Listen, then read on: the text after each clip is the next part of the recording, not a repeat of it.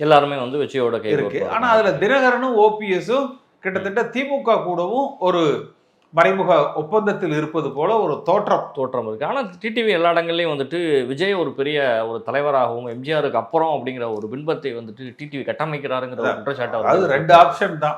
ஒன்று திமுக இல்லைன்னா விஜய். திமுக கூட போறத அதிமுக தொண்டர்கள் விரும்ப மாட்டாரு. அப்ப விஜய் பலம் பெறுவார்.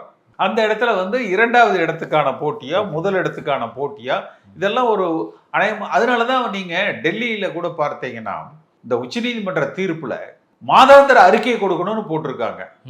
அப்ப எத்தனை மாசத்துக்கு இந்த கேஸ் நடக்கும்? மாதாந்திர அறிக்கைனா வருஷ கணக்கில் நடக்கணும் இல்ல? அப்ப எத்தனை மாதங்கிற கணக்கே இல்லாம போகுது. அப்ப எனக்கு என்னவோ அடுத்த நாடாளுமன்ற தேர்தல் 27 வர வரைக்கும் இந்த கேஸ் இந்த வழக்க காமிச்சே விஜய வரலன்னா நீங்க தான் காரணம்னு பிடிச்சி உள்ள போட்டுருவேன் என்று கட்டுப்பாட்டில் வைத்துக் கொள்வதற்கு பாஜக சிபிஐயை பயன்படுத்தி கொள்ளும் என்பதாகத்தான் தெரியுது.